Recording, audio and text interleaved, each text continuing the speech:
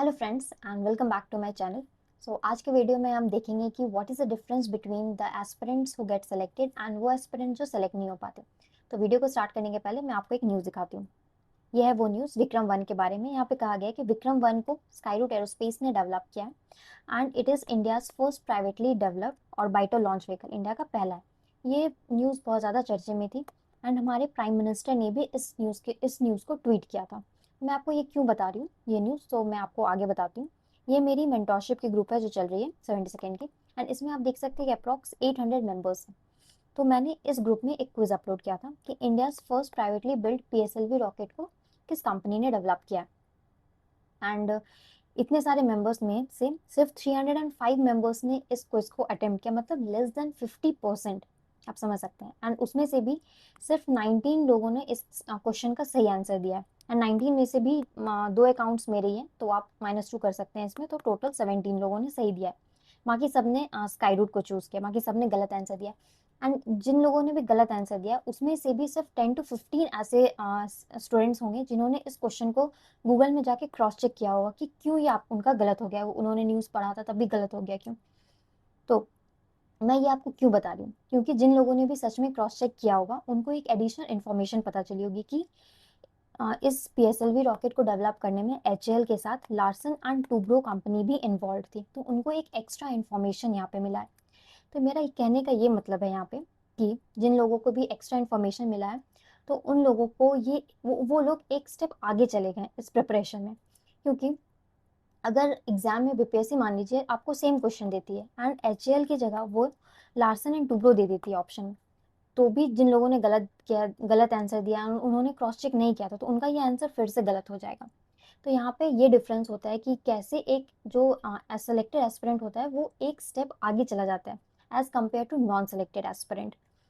तो ये था मेजर डिफरेंस, है ना। अब मैं आपको बताती हूँ कि ये क्वेश्चन आप कैसे एलिमिनेट कर सकते थे या कैसे सॉल्व कर सकते थे। इस क्वेश्चन में 3 इंपॉर्टेंट पार्ट्स हैं। सबसे पहले तो इंडियाज फर्स्ट, और सेकेंड प्राइवेटली बिल्ड, और पीएसएलवी रॉकेट। इस क्वेश्चन को पढ़ने के बाद आपको थोड़ा सा दिमाग लगाना था एंड आपको सबसे पहले तो स्काई रूट को ही एलिमिनेट करना था, क्योंकि स्काई रूट का न्यूज़ मैंने अभी आपको दिखाया उसमें पीएसएलवी कहीं भी मेंशन नहीं है, तो स्काई रूट तो पहले ही एलिमिनेट हो जाएगा। नेक्स्ट डीआरडीओ देखें, तो डीआरडीओ क्या वो रॉकेट डेवलप करती है? बिल्कुल भी नहीं। वो मिसाइल्स बनाती है, तो यहाँ से आपको डीआरडीओ को भी एलिमिनेट करना था। नेक्स्ट ऑप्शन हमारा आता है इसरो। तो हम सबको पता है कि इसरो एक गवर्नमेंट ऑर्गेनाइजेशन है, तो वो प्राइवेटली किसी भी चीज़ में क्यों ही इन्वॉल्व होगी, है ना। तो आपको इसरो को भी एलिमिनेट करना था। तो ये सारा एलिमिनेट होने के बाद हमारे पास दो ऑप्शन बचता है, एचएएल एंड दिगंतरा। तो आपको अगर रिस्क लेना भी था तो आपको सिर्फ ये दोनों में रिस्क लेना चाहिए था, आपको थोड़ा सा ट्रिक लगाना होगा, है ना। अगर मैं आप लोग की जगह होती तो मैं भी इन दोनों पे ही जाती एंड मैं एचएएल को प्रेफर करती।